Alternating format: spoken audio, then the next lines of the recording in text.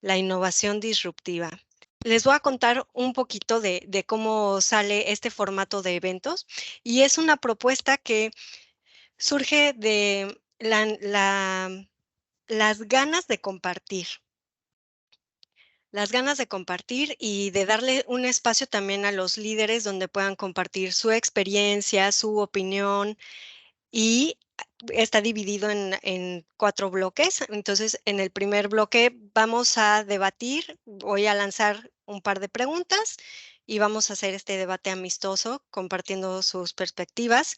En el segundo bloque, los panelistas nos van a hablar de un personaje. En el tercer bloque nos van a compartir un recurso y en el cuarto bloque vamos a dar un breve espacio para preguntas, comentarios, reflexiones que tengan. ¿Va? Entonces, esa es la estructura. Les voy a presentar a los panelistas que tenemos el día de hoy. Está Elizabeth Hernández, que es Agile Leader. Todos son participantes de casa. Está Arturo Sustaita, que es también un Agile Leader. Alejandro Fuentes, que es Software Architect. Y Eric Ramos, que en cuanto pueda se suma a la sesión, que es Delivery Manager. ¿Va? Entonces, muchas gracias a los participantes por estar aquí presentes, a los panelistas también súper dispuestos. Y el tema de innovación tiene mucho que decirse al respecto. Les voy a contar un poco de cómo sale el término, cuáles son los antecedentes y pasamos al bloque de preguntas. ¿Sale? Entonces, innovación disruptiva. Y ser disruptivo quizá tiene una connotación un tanto negativa. Creemos que ser disruptivo en algunos ambientes está relacionado con ser rebelde o con romper las reglas, y no de una manera tan amable quizá, ¿no? La Real Academia de la Lengua define a este verbo de disrupción como una rotura o una interrupción brusca. Y así es como le vamos dando sentido a lo que nos define, ¿no? A lo que hacemos. Pero en el ámbito empresarial, por ejemplo, el ser disruptivo está muy ligado con la innovación. Innovación, por definición, es un proceso que introduce novedades y se refiere a modificar los elementos que ya existen para mejorarlos, aunque también es implementar elementos que son completamente nuevos. Entonces, así juntando este par de términos, innovación disruptiva fue creada por Clayton Christensen, un profesor de la Universidad de Harvard. Retomó este concepto o se inspiró en este concepto de un economista austriaco que hablaba más bien de destrucción creativa, que lo explicaba en los ciclos de negocios, ¿no? En donde la concepción anterior que tenían era destruida con cada nueva revolución industrial o con cada revolución tecnológica. Y esto traía como consecuencia innovaciones. Entonces, Christensen aprovechó ese mismo principio y lo popularizó. Y pueden encontrar más de esto en los artículos que publicó en el 95, Disruptive Technologies, Catching the Wave. Ahorita lo contesto. Y después lo explicó más a profundidad en libros. Tiene un libro que es muy bueno, se llama The Innovator's Dilemma, y también pueden encontrar más literatura en The Innovator's Solution. Entonces, la innovación disruptiva puede ser evolutiva cuando tiene como enfoque mejorar la experiencia del cliente o del proceso en sí, o generar un nuevo valor al producto o al servicio que ya existe. Pero también puede ser creativo, novedoso, porque crea algo que es necesario y aún no existe. En otro contexto totalmente diferente, que no tiene que ver ni con negocios ni con tecnología, la innovación disruptiva puede ser también una actitud o un rasgo. Y de esta idea se desprende la primera pregunta para los panelistas, que tiene que ver con cómo definen a una persona innovadora. Es decir, qué actitudes, habilidades o características notan y cómo las pueden identificar en equipos diversos. Entonces, adelante los panelistas, quien quiera tomar la palabra. Para mí, una persona que innovadora o siempre tiene que tener como esa ambición de ir por más, ¿no? En mi rol como Agile Leader o como gestor de proyectos o como queramos nombrarlo de acuerdo a los marcos de trabajo que podamos tener en los proyectos acá en IDS, es como siempre tratar de llegar a un proyecto y ver cómo está, tomarlo, plantear un marco y estabilizarlo y a lo que sigue. O sea, siempre es querer ir por más. Y ahorita mencionabas como esta palabra clave, ¿no? De satisfacer al cliente. Entonces, para mí una persona innovadora, hablando desde mi perfil o de la experiencia que yo puedo compartirles, es siempre querer ir por más, ¿no? También a la vez, no nada más es como quiero ir por más y ya. Tenemos que tener ciertas bases, ¿no? Y ciertos marcos que nos permitan delimitar sobre qué jugamos. Y justo creo que en este marco o en estas bases que debemos tener, tenemos que plantear estas reglas del juego, ¿no? Estas reglas del juego que debemos poner en los equipos a los que llegamos o donde nos desarrollamos en el día a día y justamente participar de ello, donde todos somos iguales y vamos a jugar todo el tiempo bajo estas reglas, siempre queriendo dar como lo mejor de nosotros. Y entonces para mí es como ser una persona que siempre va por más, pero teniendo como esta parte de ser una persona accountable, ¿no? Que es responsable, que se responsabiliza de su equipo y que empuja también a su equipo a ser pues un equipo de alto rendimiento, ¿no? O personas son que deben confiar en sí mismas. Pues es eso. Para mí es como querer siempre ir más allá, o sea, ya que estamos como resueltos en un proyecto, ir por otro y así, ¿no? Seguirnos obviamente dejando como lo poco que uno puede compartir con los equipos con los que trabaja, dejando ese marco de referencia como base para donde vayan les sirva, ¿no? Entonces, eso en el caso de la gestión de proyectos, que es en lo que yo me he especializado pues a lo largo de mi vida profesional, ¿no? Uh-huh. Gracias. No, ¿Quién quiere continuar?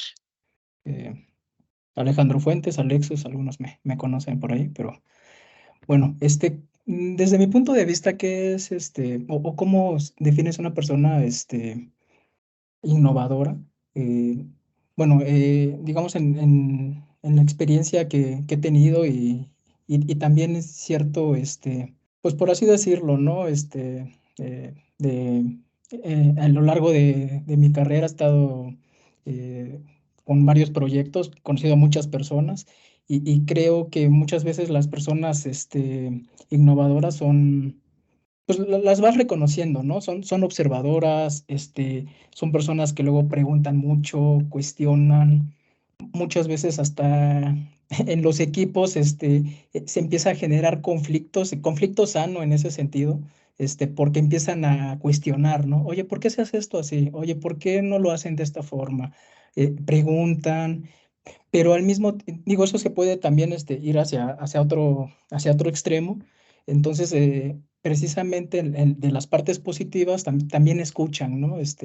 Muchas veces en esa parte del cuestionamiento, de la pregunta, escuchan, aprenden, comparten. Entonces, creo que son características que yo he visto, de estas personas van como preguntando y siempre en la mejora, ¿no? Muchas veces en ese punto de la mejora, no desde el punto de vista de queja, sino, oye, ¿y por qué no mejor lo hacemos de esta forma, ¿no? Oye, podríamos, hablando un poquito de nuestro ámbito, ¿no? De software, de sistemas, con este tema ahorita ya de la automatización, oye, ¿y por qué lo hacemos manual, ¿no? ¿Por qué usamos un Excel? ¿Por qué no mejor hacemos esto, ¿no?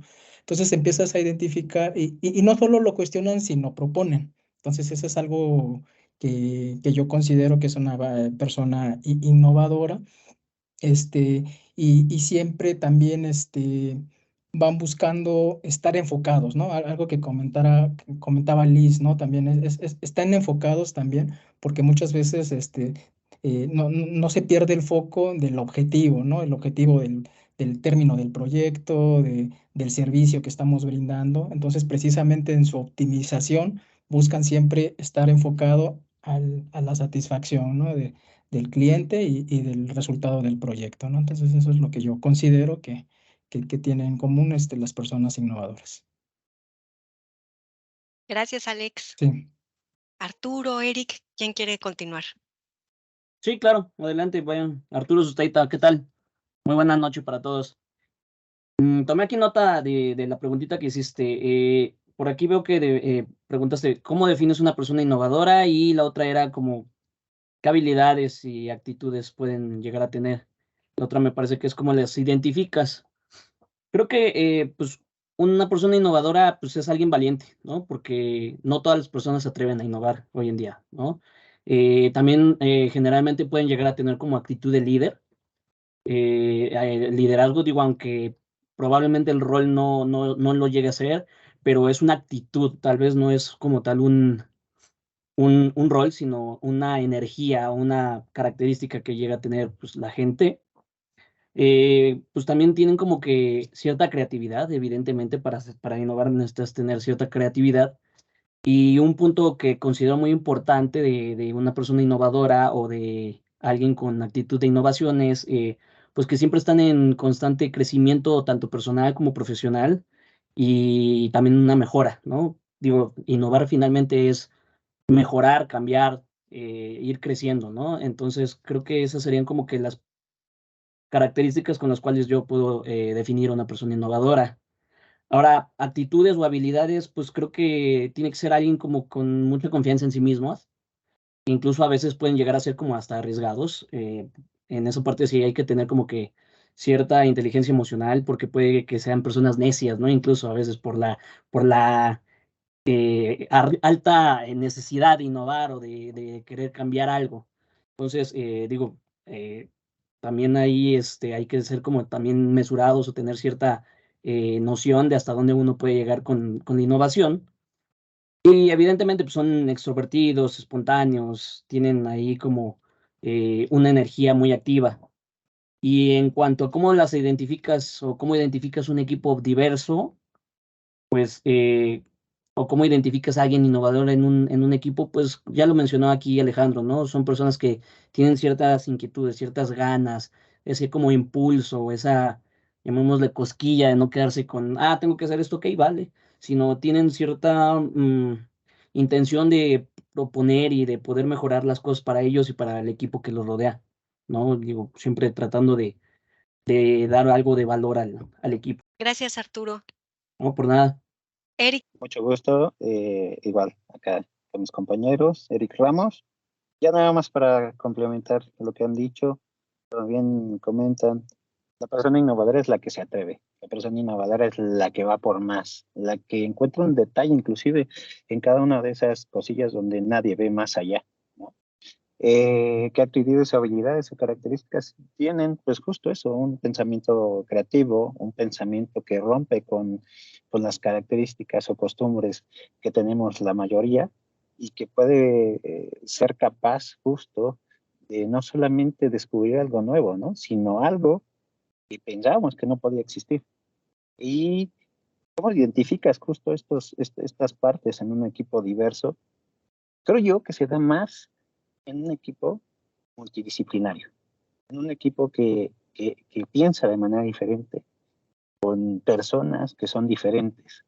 Y se puede dar inclusive en un equipo de desarrollo como el que tenemos nosotros en las empresas o de integración, porque me ha tocado a mí en lo particular de tener equipos que no son netamente ingenieros en computación, en desarrollo de sistemas, ¿no? Sino son algunos electrónicos o en electrónica, algunos en mecánica, por ahí vi a René que anda por acá, es una persona súper innovadora, súper que tiene otro pensamiento completamente diferente al de alguien que pueda tomar una carrera en sistemas, pero justo eso lo que hace es complementar al equipo y hacer que las ideas se converjan y que se tengan de manera distinta, ¿no?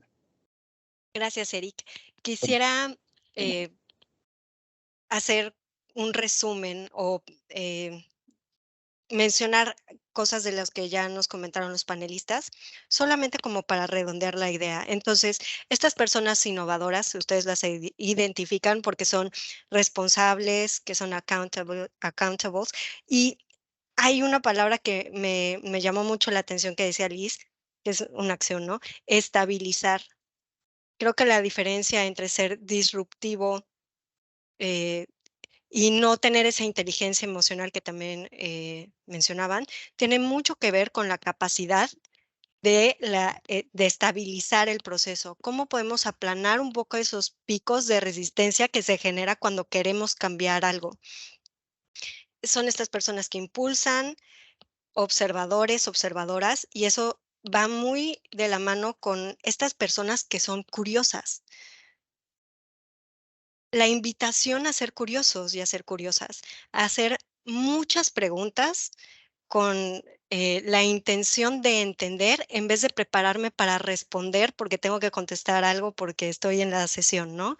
Entonces, darnos ese tiempo, esa pausa para preguntar con curiosidad auténtica, actitudes y habilidades y como valentía, confianza, la inteligencia emocional, un liderazgo sin necesariamente tener el cargo de líder. Y eso es algo que todos tenemos la posibilidad, todos podemos practicar y ejercer nuestro liderazgo de manera positiva y activa.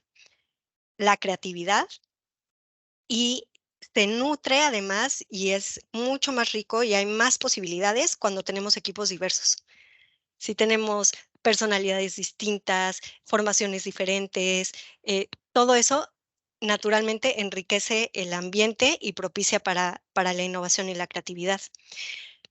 Antes de pasar al siguiente bloque, les quiero compartir una metáfora y me gustaría que por un momento se imaginaran a un trapecista de un circo. Si este trapecista quiere introducir un nuevo acto al show, va a tener que practicar, va a tener que experimentar, va a tener que inventarse nuevas rutinas, nuevas técnicas y ensayar, ensayar, ensayar. Ahora imagínense que hace todo eso a muchos metros de altura sin una red de seguridad. ¿Cuáles son las probabilidades de que ese trapecista continúe innovando y siendo creativo y integrando nuevos actos al show? Son muy pocas porque entonces el error puede ser mortal.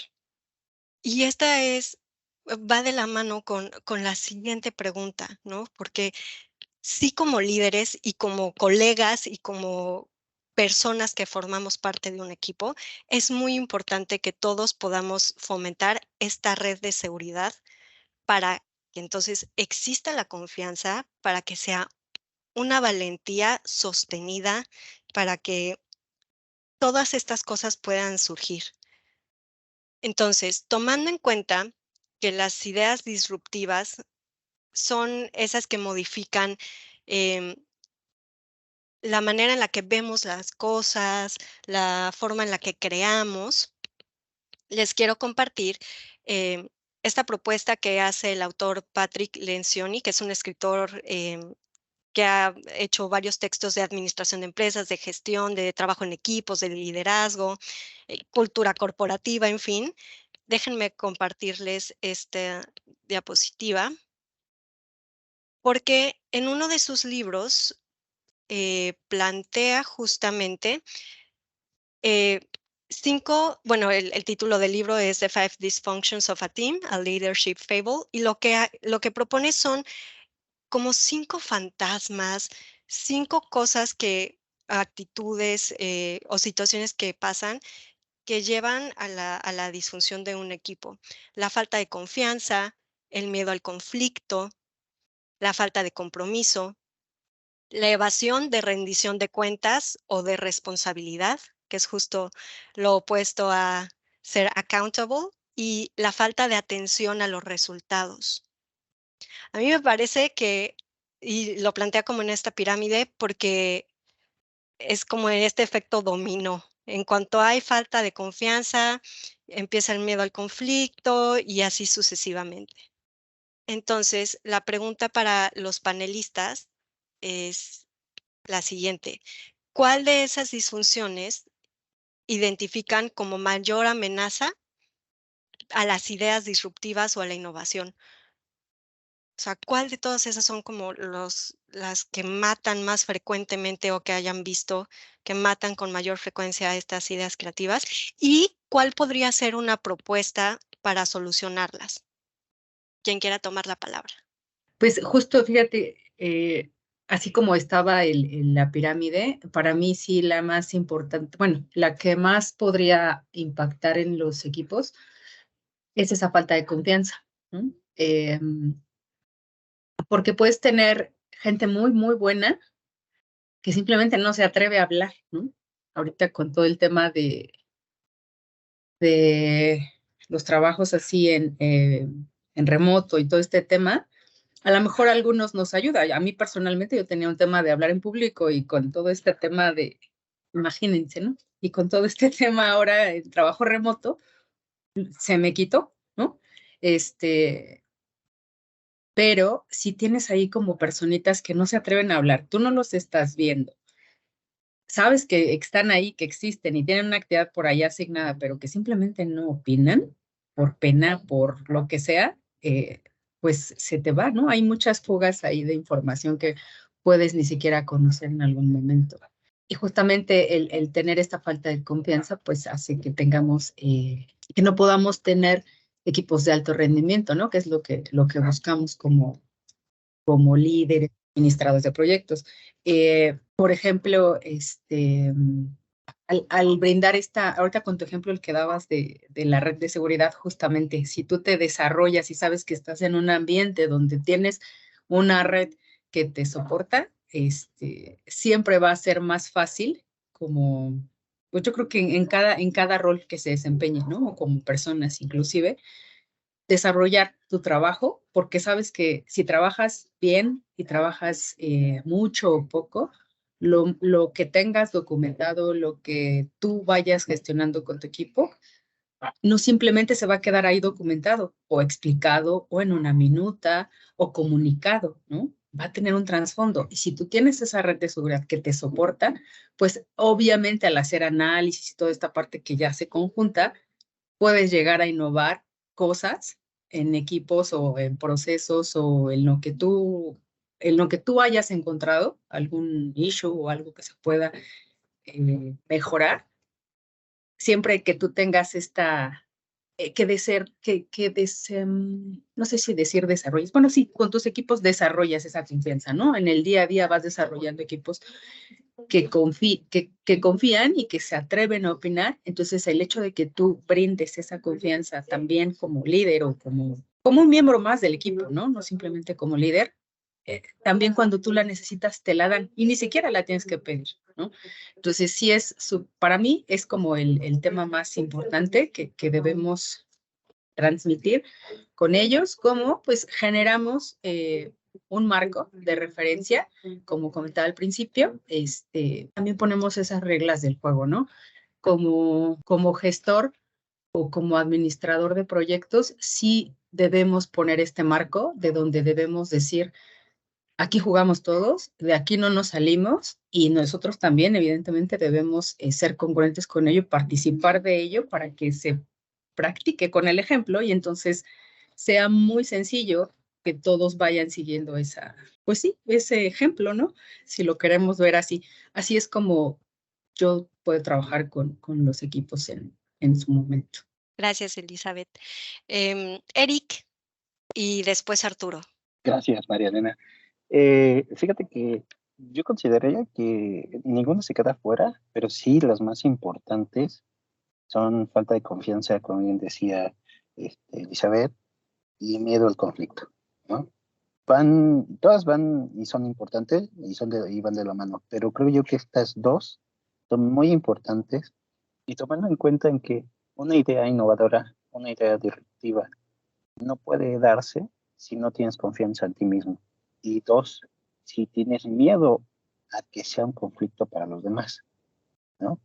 La falta de compromiso puede ser, ¿no? Puede ser un motivo para el éxito, la evasión de rendición de cuentas también, y forma parte de con quién escoges innovar, con quiénes puedes tú hacer equipo para ser disruptivo, ¿no? Y la falta de intención hacia los resultados, creo yo que también. Pero si estas dos que les comentaba yo al inicio no se dan, creo que no es ni siquiera el inicio de la idea, ni siquiera el inicio del equipo estaría expuesto, ¿no?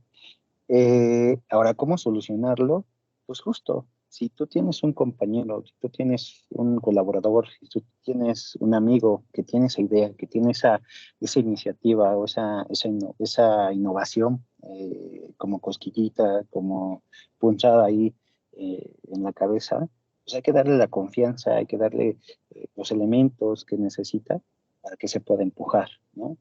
Que cuando se tenga un conflicto, pues lo pueda resolver y que pueda defender su idea, que pueda defender justo esta característica o esta innovación que a él le toca, ¿no? Que él quiere tomar y llevar a cabo. Y justo, ¿por qué lo digo así? Recuerdo un caso, el caso Walmart, ¿no? Por ejemplo, o el caso de McDonald's, donde la persona estuvo ahí con la cosquilla de iniciar un negocio propio, con la idea de estar haciéndolo de una u otra forma, pero siempre tenía una desconfianza por una u otra razón, ¿no? Hasta que se da el momento en donde dice, voy por todo, rompo el miedo, la falta de confianza que tenía, rompo el miedo de generar un conflicto a lo que quieran no tener el mismo concepto con el que se inició, ¿no? Y yo empiezo a generar una idea nueva, a ver cómo mi idea o la innovación que él tenía acerca de la comida rápida, en el caso de McDonald's, se expandiera y ya no fueran solamente un concepto de hamburguesas o de solamente un propietario, sino después de franquicias y etcétera, ¿no? Yo lo vería así, y eso lo llevo a los equipos en torno a lo que, como decía Elizabeth, a los que nos toca liderar, a los que nos toca administrar, a los que nos toca estar con ellos, a darles la confianza necesaria, ¿no? Y es un paso a paso en el que te tienes que ganar primero a la persona, hacer que luche por su idea y que rompa ese miedo a una discusión, que más que una discusión, tiene que ser una charla, una plática y un aprendizaje de qué sí puedo absorber la otra persona y qué no me sirve, ¿no? Para no seguir adelante con esa mala forma de decir las cosas, ¿no? Esa es mi opinión y lo que podría compartirles. Muchísimas gracias. Gracias, Eric. Arturo, y cerramos el bloque con Alex. Ok, vale. Por aquí, en tu pirámide, recuerdo que la segunda que tú mencionabas era, hacías como referencia a que fuera accountability, ¿no? Es la que yo considero que es como que la mayor amenaza de todas las que muestras ahí. Accountability, recién tuvimos un curso igual de IDS que nos apoyaban para identificar qué es el accountability y cómo poder identificarlo, extenderlo, a propagarlo dentro de los equipos, ¿no? Y creo que accountability sería lo que yo elegiría en este caso. Evasión de rendición de cuentas o de responsabilidad. ¿Por qué? Es justo lo opuesto al accountability. Exactamente, la carencia de un accountability. Accountability se define con el CPR, que es compromiso. Ahí está falta de compromiso. Proactividad y la responsabilidad profesional, ¿no? Entonces, yo creo que, pues, compromiso, pues, si no tiene un compromiso el equipo consigo mismo y con el equipo como tal, pues, es muy complicado, ¿no? Que se genere una innovación, ¿no? Si no estás comprometido en algo, no te interesa o no tienes como los mismos objetivos, ¿no? Los objetivos alineados al objetivo común. Entonces, muy difícilmente va a haber alguna innovación ahí. Sin la proactividad, pues digo, tampoco, ¿no? Aunque tengas tú los objetivos claros y estés alineado y quieres ir en la misma dirección, pues dentro de las características que yo mencionaba de una persona innovadora, pues era alguien proactivo, ¿no? Entonces, considero que con una carencia de proactividad, igual difícilmente se va a llegar a innovar. Y pues la responsabilidad profesional creo que también es clave, ¿no? Si no tenemos una responsabilidad sobre nuestro trabajo y el trabajo en equipo que se crea al estar dentro de una organización, pues no va a haber como que esa intención de la innovación. También vi que la pregunta era, ¿cómo podría solucionarse? Pues yo identifico, número uno, es pues empoderando al equipo, ¿no? A los miembros del equipo, apoyándolos a que ellos mismos sean artífices de su rol. Para esto tienen que entender la importancia de su rol. Todos somos como un engrane, como un reloj, somos engranes, como dicen por ahí en la película de Los Increíbles, me parece que es. Y es cierto, ¿no? O sea, si alguien se atora, pues hemos llegado a ver, seguramente en la experiencia de todos los que andamos por aquí, que si alguien se atora, pues el resto del equipo pues llega a tener ahí pues algún delay, algún impedimento, ¿no? Entonces, resaltando la importancia que tiene cada uno de los miembros del equipo, aunque tengan el mismo rol o el mismo eh, nombre en papel, habrá un miembro del equipo, por ejemplo, que es mejor para cierta configuración o alguien que es más bueno para X o Y, a alguien le gusta más la documentación, a alguien le gusta más el tema de investigar. Entonces, digo, todos son importantes en el equipo y a veces hay personas que no lo comprenden, ¿no? Hacen su trabajo, pero no llegan a identificar por qué son importantes en el equipo o por qué su trabajo es importante, ¿no? Entonces creo que es muy importante, valga la redundancia, hacerles énfasis en eso, ¿no? Porque cuando una persona tiene ese conocimiento de lo valioso que es tanto esa persona como su trabajo, creo que da el extra, ¿no? Busca aportar más al equipo, a la organización, al proyecto. Y digo, igual, probablemente capacitándolos, como nos tocó ahorita el curso de Accountability hace un mes y medio, me parece que más o menos que fue.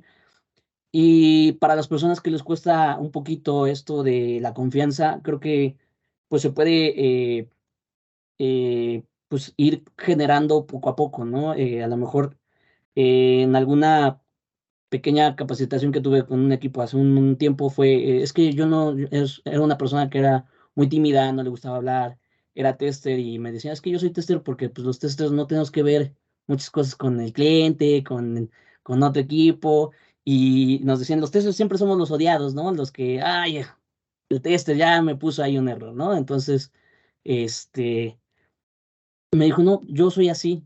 Entonces traté de que, pues, empujar a esa persona y me dijo, es que no tengo confianza en mí misma, ¿no?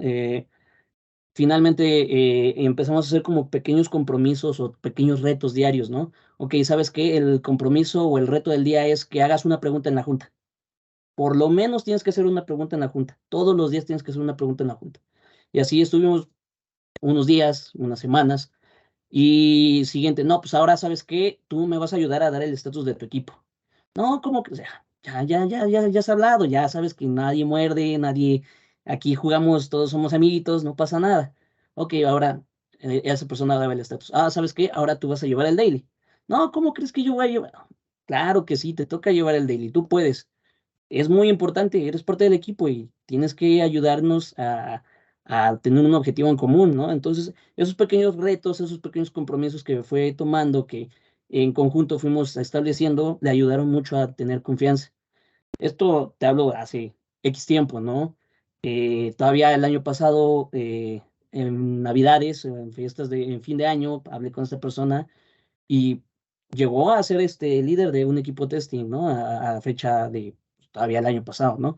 Y me comentó, oye, ¿te acuerdas cuando todavía me molestabas de que no hablaba? No era molestia, era pues tratar de que tú salieras de ese como cascarón o de esa timidez que tenías. La verdad es que sí me funcionó mucho y me pareció algo muy padre que tuviera esa como esa memoria, ¿no? De que tuvimos trabajando ese tipo de cosas. Entonces, eso es como yo, una forma en la que podría solucionarse esa falta de confianza. Muchas gracias. No, para ustedes por escucharme. Alex, cerramos con broche de oro este bloque. Sí, sí, sí. Sí, mira, pues son varios, esos, los 5 puntos que se comentan. Digo, todos son importantes, o más bien en todos debemos buscar siempre el evitarlos, ¿no? Y cómo tratar de no estar cayendo en esos temas, ¿no? Pero considero que uno de los que más duele y más afecta a los equipos, desde mi punto de vista, es el miedo al conflicto. Esto muchas veces genera, pues no solo que no se logren las ideas, que no salga la parte de las mejoras o todo este tema, sino hasta el mismo equipo se vuelve como plano, ¿no? O sea, ya nadie, como si fuéramos zombies, ¿no? O sea, del día a día, me conecto a mi daily, digo lo que hago, mis impedimentos, y al otro día lo mismo. Pero esto, desde mi punto de vista, va por un miedo al conflicto, ¿no? Desde el punto de vista de, hasta con los clientes, ¿no? Nos explican algo, nos dicen un requerimiento y bueno, pues hay que hacerlo porque así lo dijo, ¿no? Pero por dentro estamos muchas veces, y me incluyo porque también, todos estos 5, yo creo que todos los hemos vivido, o sea, y lo vamos a seguir viviendo, ¿no? Y es parte de nuestro propio aprendizaje el intentar, primero identificarlos y luego tratar de encontrar esos mecanismos, ¿no? Pero este miedo al conflicto, creo que algo importante para ayudarnos a no tener pues este miedo, ¿no? De exponer nuestras ideas, de exponer, que estamos en desacuerdo, ¿no? El tema discusión muchas veces se torna como negativo, ¿no? Siempre hago este comentario, ¿no? La discusión es saludable, es sana. El tema es cuando se convierte ya en una pelea, ¿no? Pero el discutir es desde el punto de vista de ideas, ¿no? Confrontar ideas, no confrontar personas. Entonces, esto es algo que muchas veces hay que lograr como visualizar, ¿no?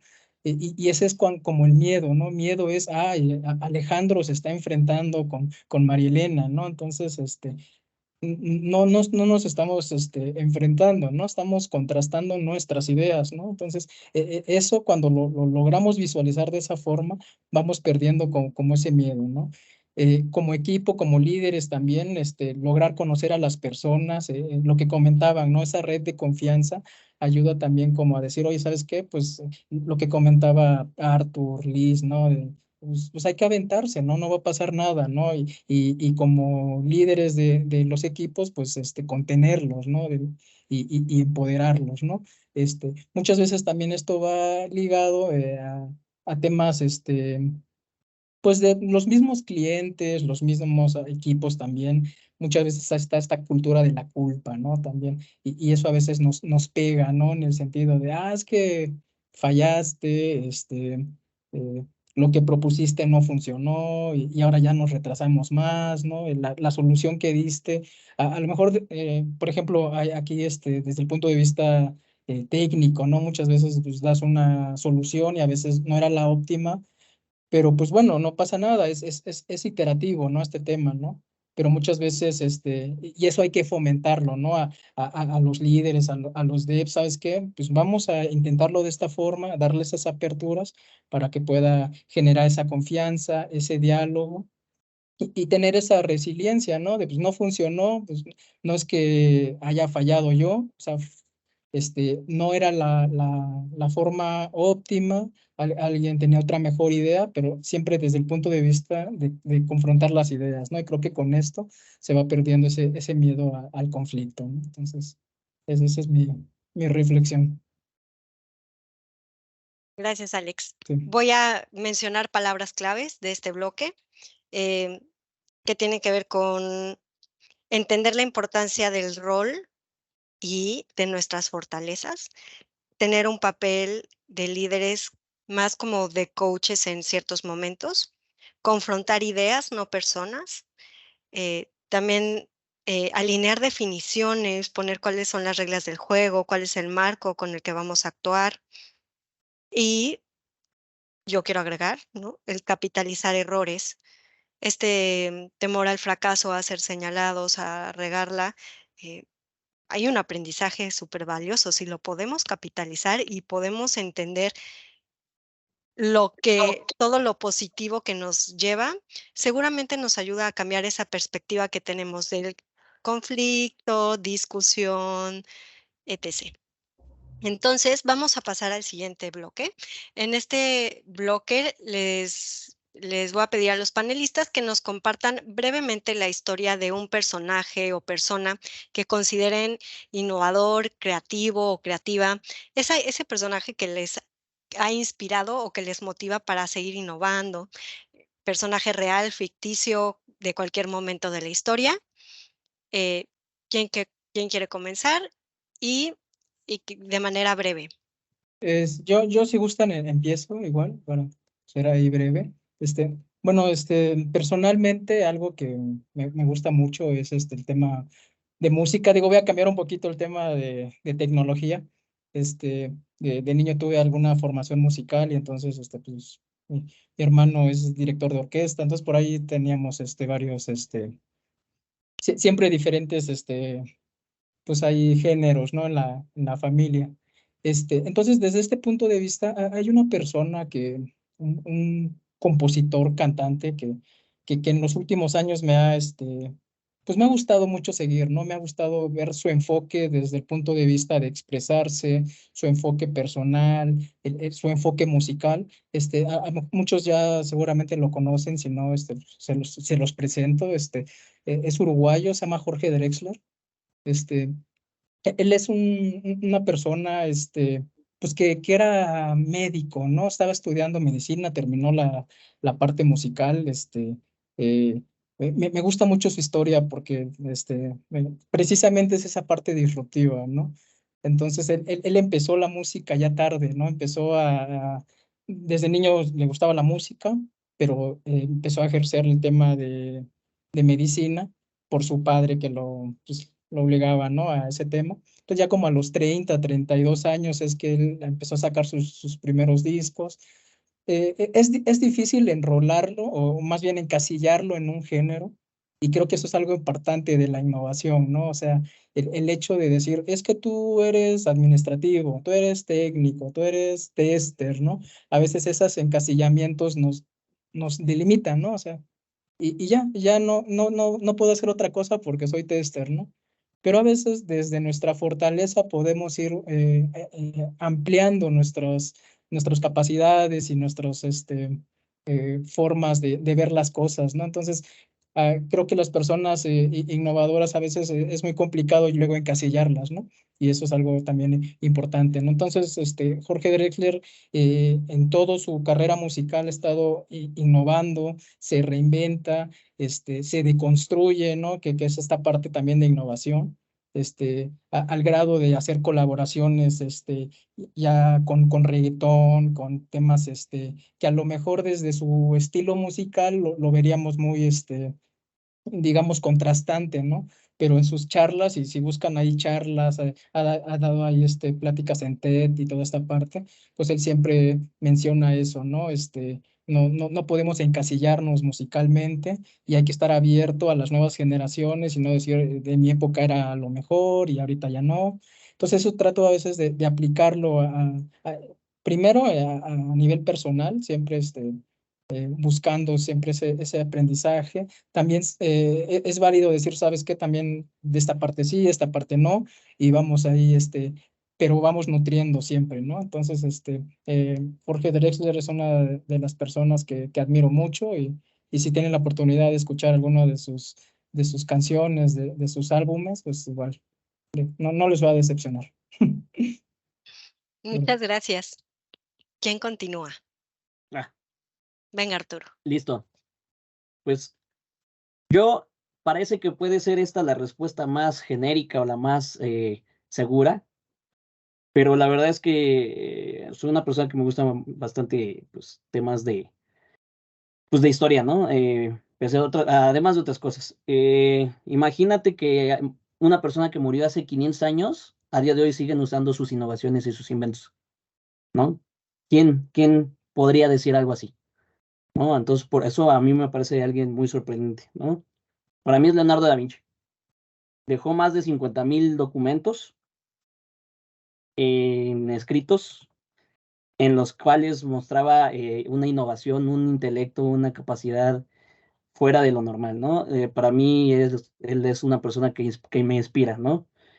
Era pintor, era escritor, ingeniero, hasta cocinero era.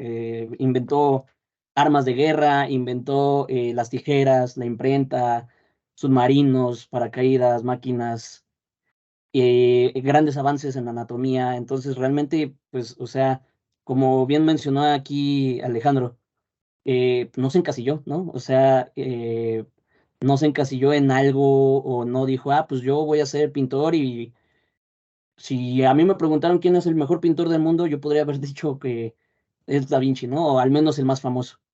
Pero también si preguntan quién es la persona que inventó más o el mejor ingeniero que ha habido, pues también, ¿no? Podría que haya sido él. Él fue el inventor o si no el inventor, por lo menos la primera persona en la historia de la humanidad en implementar el método científico. Entonces fue algo revolucionario para la época y realmente a partir de él es un parteaguas como tal en la humanidad y en el conocimiento, en cómo ejercerlo, en cómo investigar, en cómo practicar. Entonces digo, para mí él es la persona más inspiradora a nivel innovación que puede haber, ¿no? Y digo, nada más para pues, redondear aquí el comentario, quisiera hacer algo muy rápido. A lo mejor la innovación vemos que es bastante buena, pero como mencioné, ¿no? Es algo que se necesita constante, ¿no? La innovación continua o el aprendizaje continuo. Un ejemplo muy rápido, en Apple, los iPhone, ¿desde hace cuánto se les critica? Porque ya son lo mismo, ¿no? Son lo mismo cada año, ¿no? Entonces, al inicio fue algo completamente innovador, fueron quien realmente inventó el smartphone como lo conocemos hoy en día, y hoy no me imagino a nadie de nosotros que podamos vivir sin nuestro celular, ¿no? Sin nuestro smartphone. Ahí trabajamos, vemos, comemos, vivimos, o sea, realmente es la herramienta a la cual estamos atados. Pero al inicio ellos fueron disruptivos, ¿no? Fueron quienes innovaron. Ahora se les critica mucho porque ya nada más le pusieron una cámara más o un color diferente, X. Entonces, digo, hace 10 años, wow, qué innovadores. Hoy en día hacen lo mismo de siempre, nada más quieren robar dinero o que la gente gaste, ¿no? Entonces, la importancia de que la innovación pues sea constante. Y ahora, último mensajito, la innovación no siempre es buena, ¿no? Innovación, hay innovación negativa o hay innovación que no es bien recibida o no es bien percibida.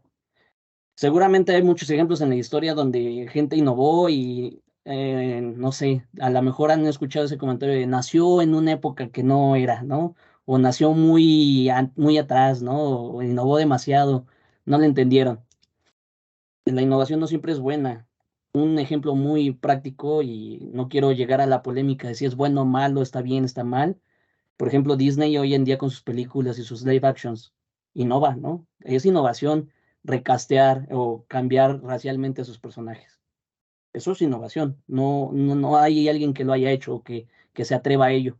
Sin embargo, para la gente no es algo positivo, ¿no? Incluso es algo hasta negativo.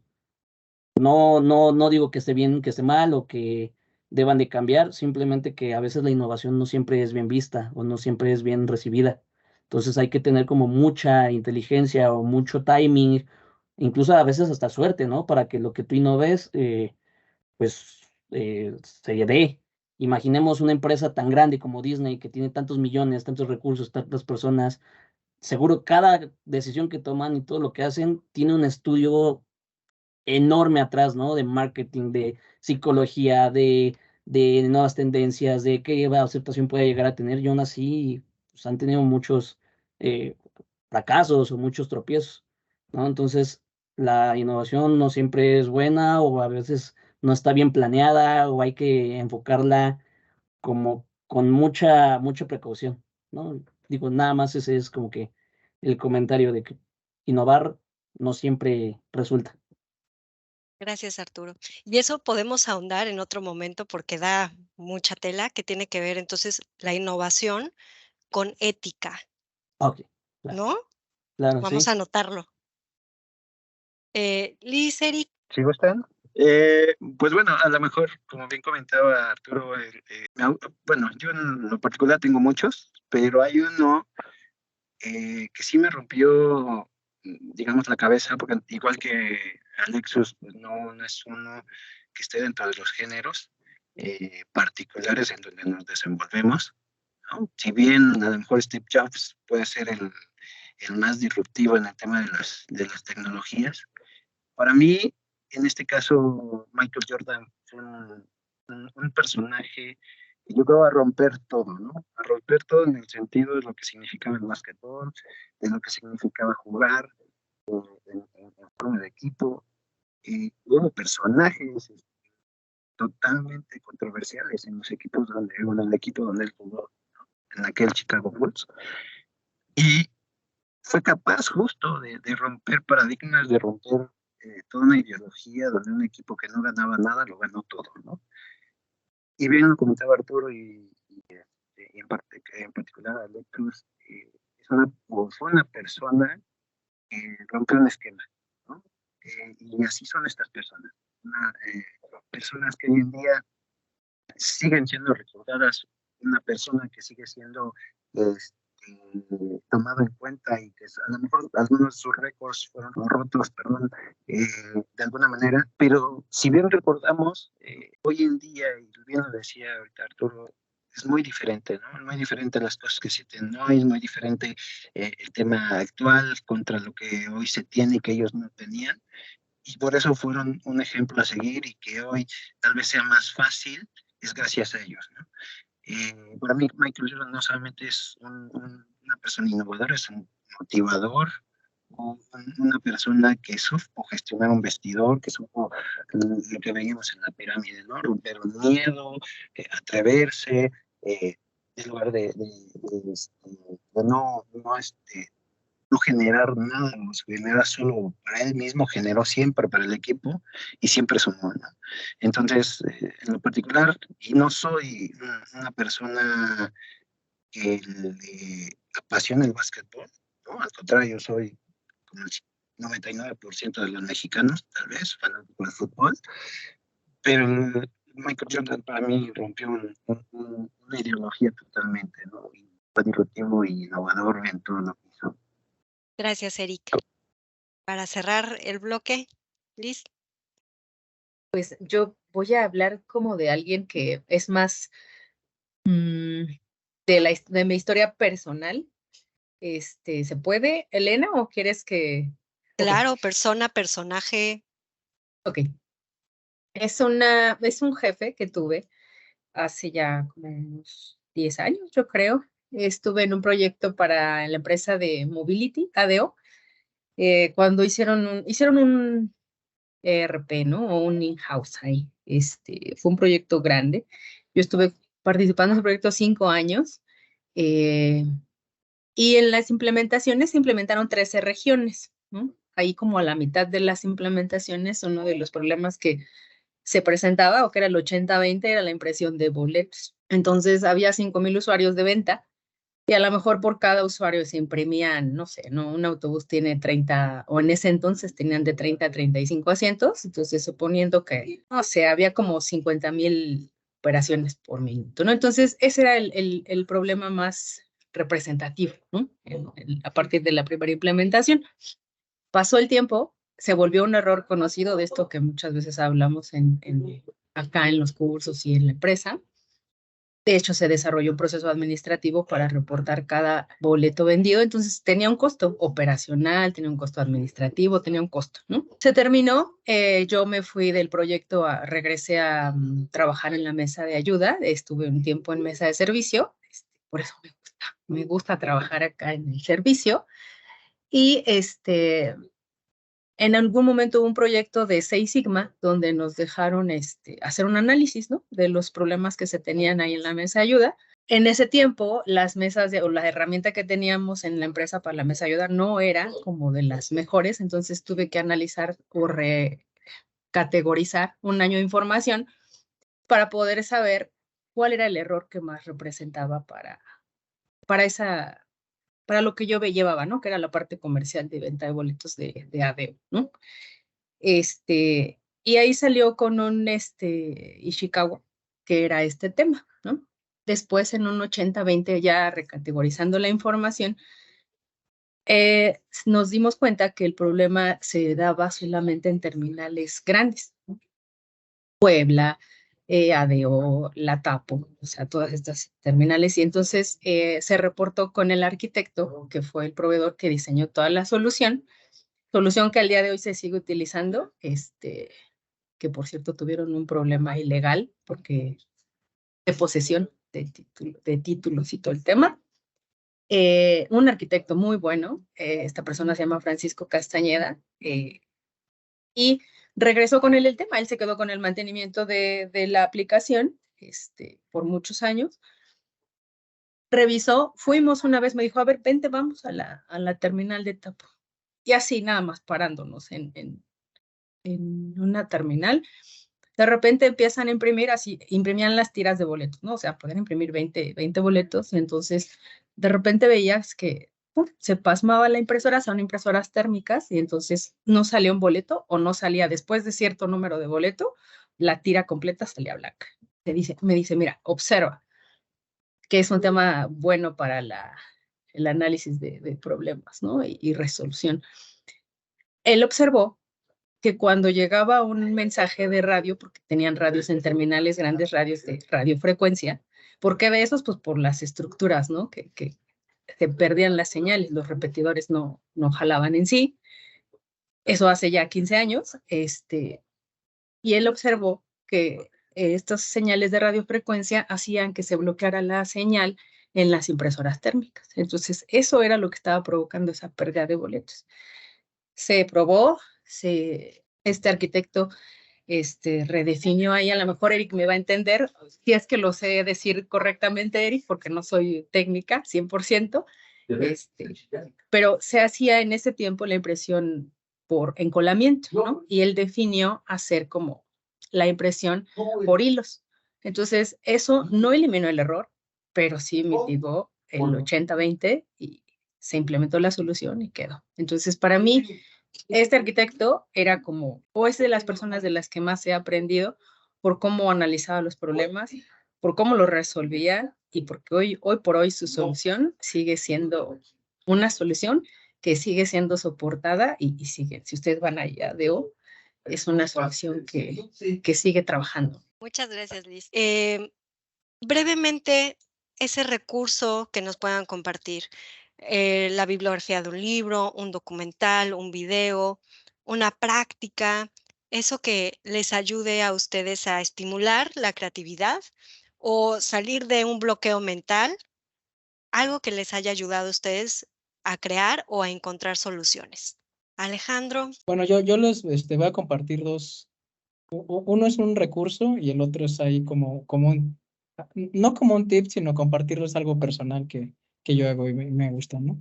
Creo que parte para exponer una idea, independientemente pensar si es innovadora, ¿no? Simplemente exponer una idea, exponer un concepto, creo que es algo visual, ¿no? Muchas veces, ¿no? Tenemos que visualizarlo y mostrárselo a las personas, ¿no?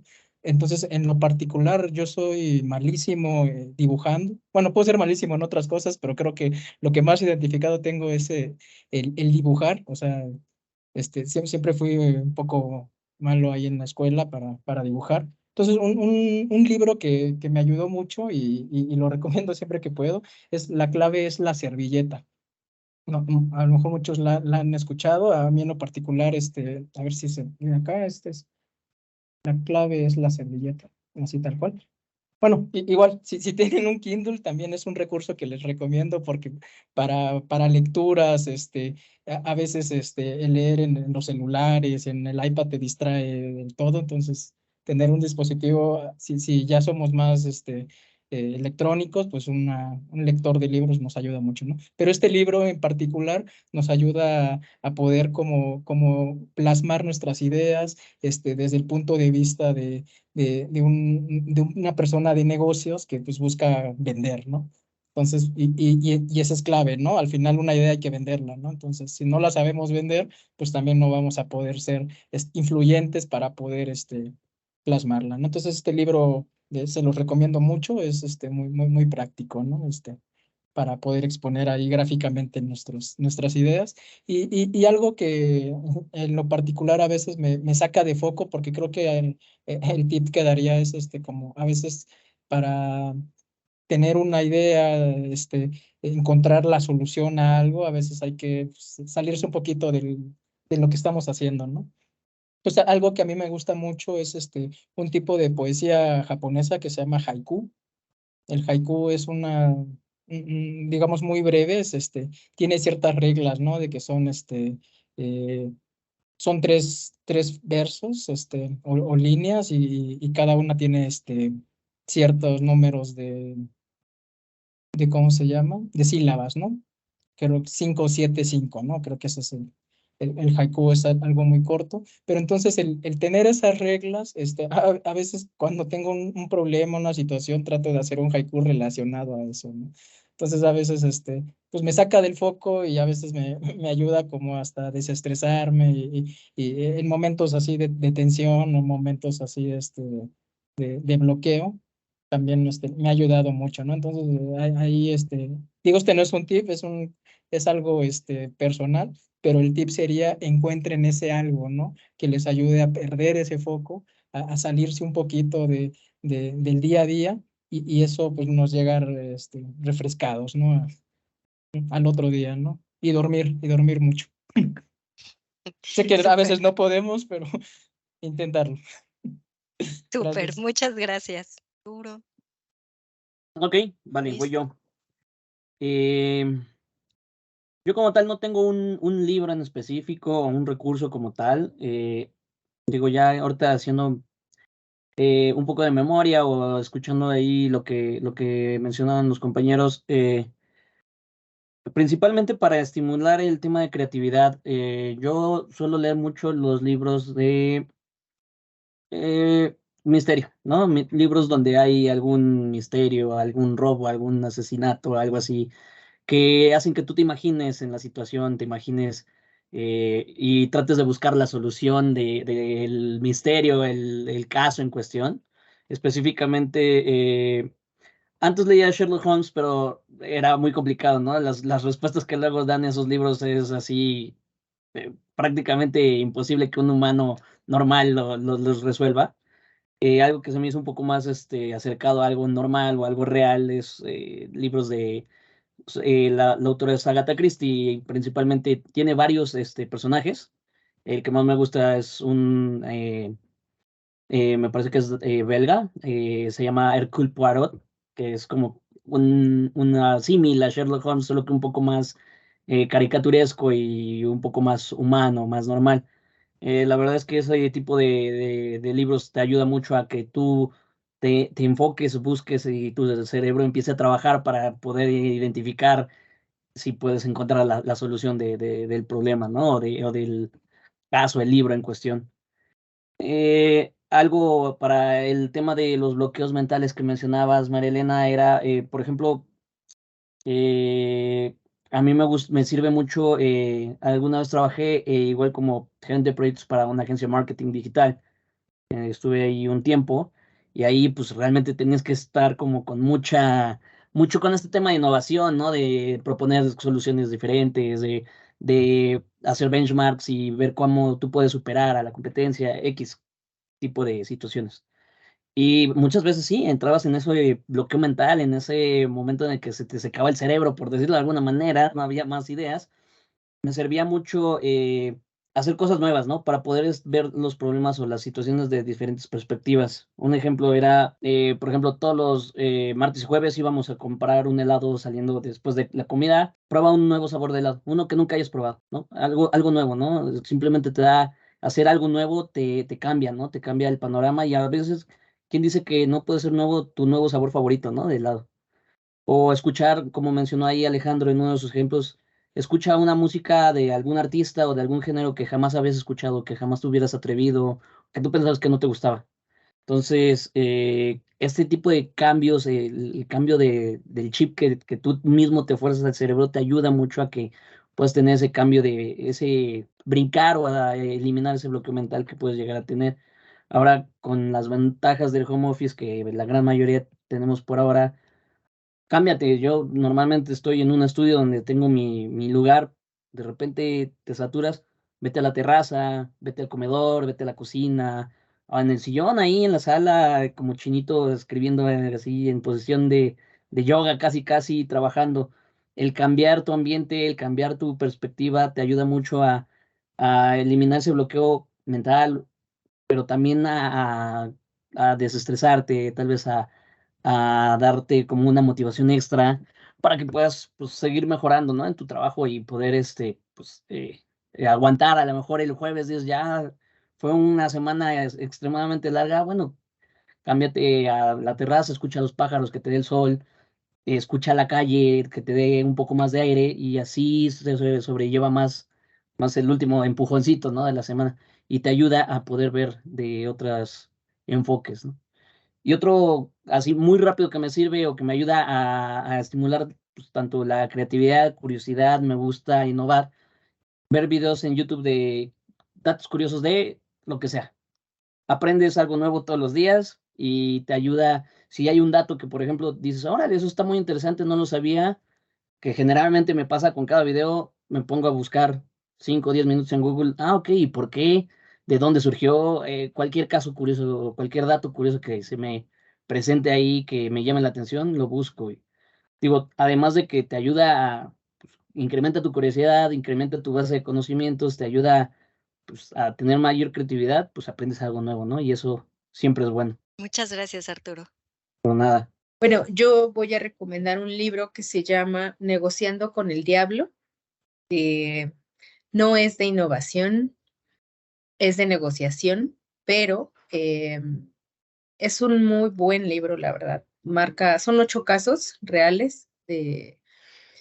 Está el tema de Mandela con el apartheid en Sudáfrica, está Churchill con la negociación en el 40, IBM y Fujitsu, esa pelea de grandes compañías de software,